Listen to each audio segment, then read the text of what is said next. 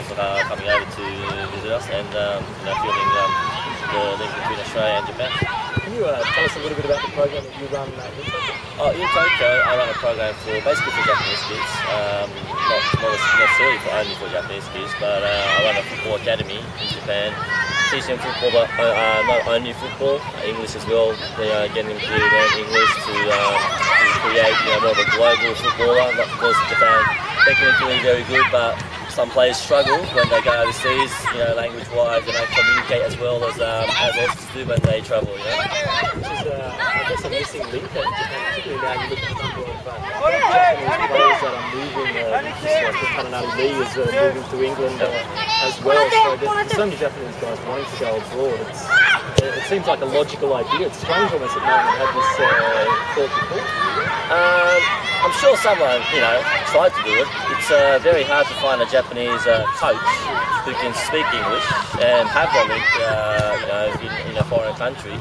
I mean, a lot of Japanese coaches can coach football, but they cannot teach English, And there are people that teach English, obviously in Japan, obviously cannot teach football. So, I mean, I'm sure a lot of people had this idea, but to put it on onto the field, it's very hard because you don't have that coach that can do both.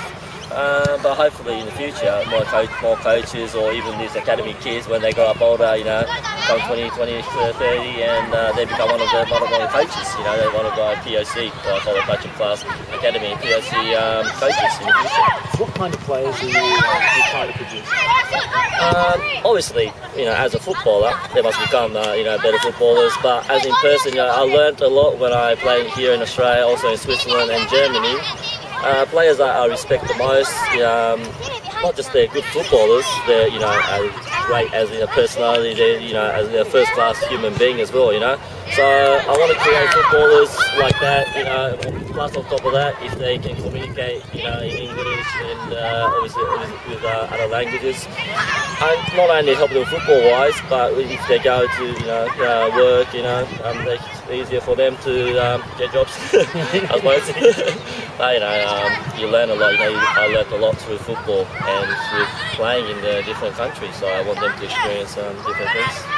We talk about the coaching. Japan and Australia are the only two nations in Asia that are actually allowed to run their own coaching courses by the AFC. All the other nations must do the AFC specific courses. So it's a good endorsement of both the systems and structures in Japan and in Australia. What is so good about the Japanese system? Because we see continually technically gifted players, particularly these wonderful midfield players that almost like the production line coming out. What's so good? What have the Japanese got right in their game? Well, like you said, technically they're very good. They sound. You don't see many midfielders in Japan with bad touch. But in a way, I think if the Australian Football Federation, football and Japanese football can mix with each other, because obviously Japanese football, they have good midfielders, they have defenders and strikers with good technique, but they don't necessarily have that like the toughness or the physical side of the Australian game. So obviously if the Australian can learn from the Japanese side, as I said, from the coaches, they do override the technical training sessions. So maybe that's the thing, they got it right, but maybe they do too much sometimes. They just rely too much on the technique. Obviously here with the Chifiro brothers, in Australia doing the more technical, training sessions, you see Australian players with technique here, and when you combine the two, you have a team that can match the rest of the world. But Japan alone itself cannot match the world. They'll go close to going to maybe the top 16 in the World Cup. Australia same, they'll go to top 16, but to be in the top 8, top 4, like Holland, Germany, Brazil, Argentina, you need to have both. You need to have the physical side of the game as well, the technical side of the game, so we can learn from each other. So hopefully in the future that happens through this link between us and the Chifiro brothers. What prompted you to get involved with playing this? Actually, Glenn used to be, we used to have been the same team at Marconi when I was returning injury from Marconi, and we just kept in touch over the Facebook, and it was about 3 months since I started the academy in Japan. And I thought, well, it would be good, it would be great if I can take these kids to Australia. But I didn't want to just take these kids and just play football down the park. I wanted them to mix in with Australian kids and also to be billeted out to Australian families. And they did an excellent job. Every kid is billeted out to an Australian family. They spend the whole week there, eating their food, mixing with their cultures, sightseeing obviously, but living with a different family and also in an English environment, helped them big time. So yeah, it's great. You've done it now for a couple of years. What changes have you seen in the kids that have been down here before? Well, third year now. With the Australian kids, I've seen some players like I think about 3 or 4 players just improved so much technically. Like not just technical, but their vision, how they play the football. It's almost like a good player almost sees the pitch from above. And I see these players, the Australian players, doing that here, and I'm sure the Treviro has done a great job teaching them how it's not just like you can't teach more in the game. You have to do these little drills.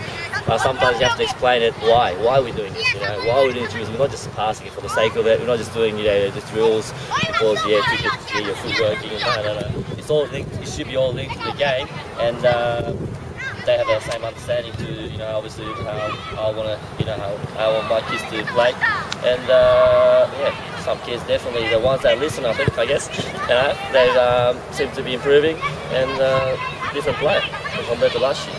We talk about the exchanges maybe at a higher level. We look at the national competitions, the A-League and the J-League, and we've seen that a lot of Australian players going over playing not just in the first division, in the Japanese second division as well, but for players coming the other way, it's not so much. It's just the one player at Sydney FC. And firstly, I guess, why do you think it is? And two, would you like to see more maybe Japanese players trying to play in the centre?